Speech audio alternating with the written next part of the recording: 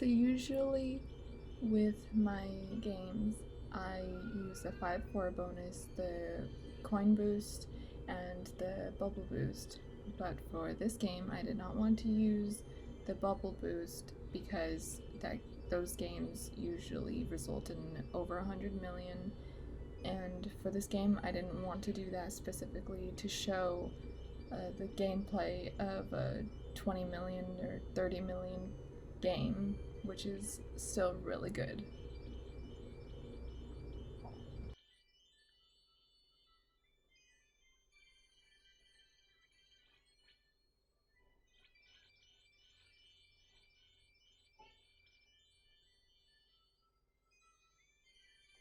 I want to explain that for me personally,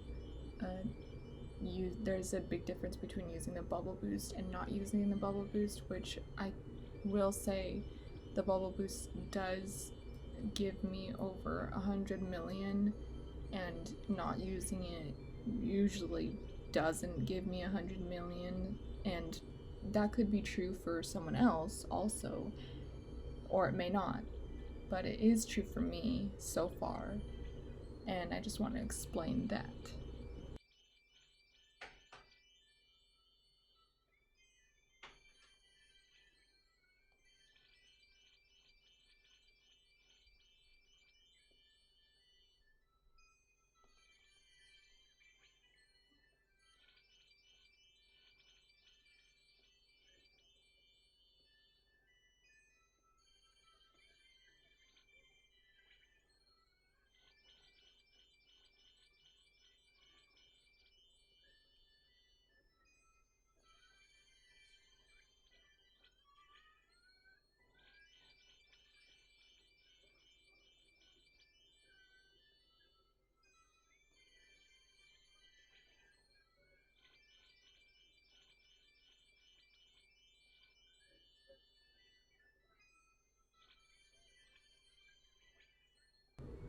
Something that I don't think I mentioned in the other video is that as far as how much time it takes to play one of these games is how well you're doing with the skill. Like, if you're swiping her skill really fast, then most likely her score will go up faster with each skill and swipe.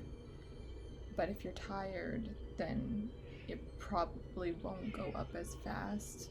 Or if you're just practicing, which is fine too, you just have to get that rhythm going better and get better at going faster and getting the score to be higher.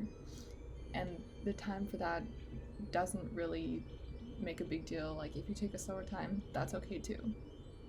But for me, a 20-30 million game, as shown, takes me about less than 10 minutes.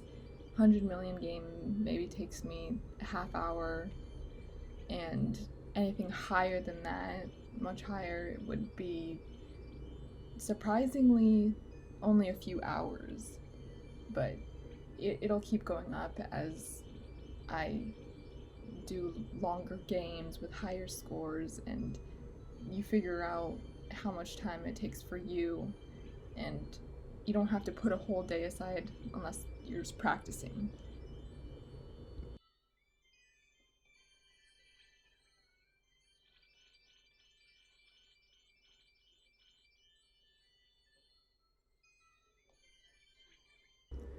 I say surprisingly because I thought that getting a high score like a billion would take 5 or more hours, and I was just surprised that it didn't.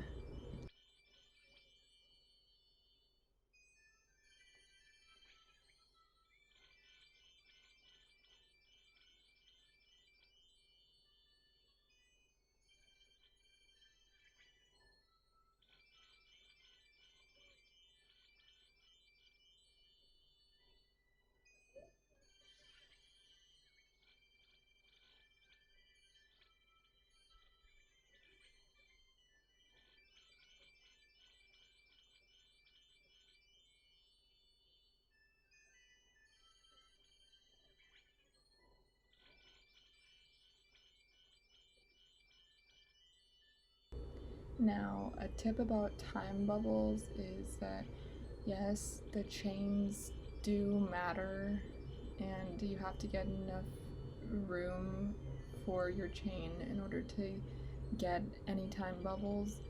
But when how much games I've played, I've realized that there are some games where you can try to make as many swipes to get time bubbles that you think are the right amount and they just aren't.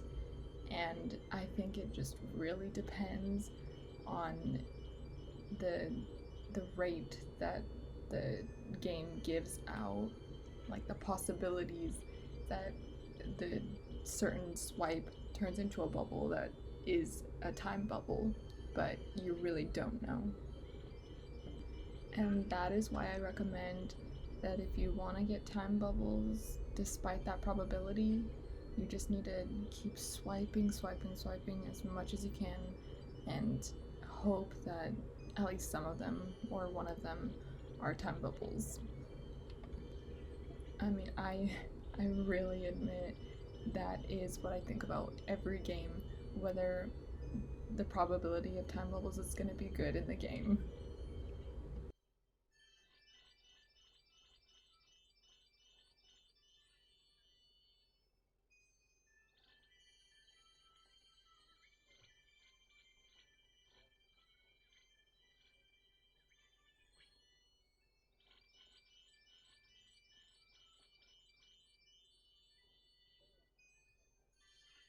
I know it may sound like a contradicting point, but um, you really have to plan ahead what moves you're gonna make, because while her skill is ending and you have to start popping those bubbles or just making chains to get her skill filled up, you have to plan ahead. You have to look for um, the bubbles to pop, look at where you can clear more Cinderellas or other Sims to make room for the Cinderellas.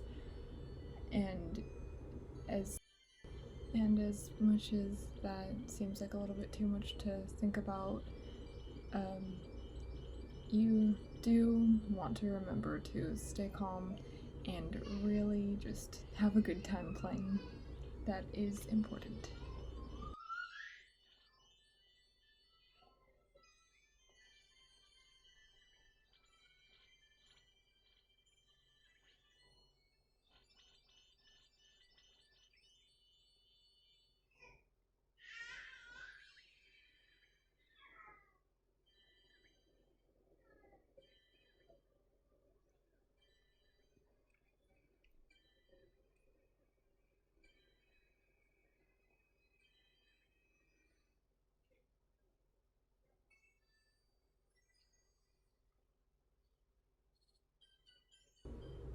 Thank you again for watching.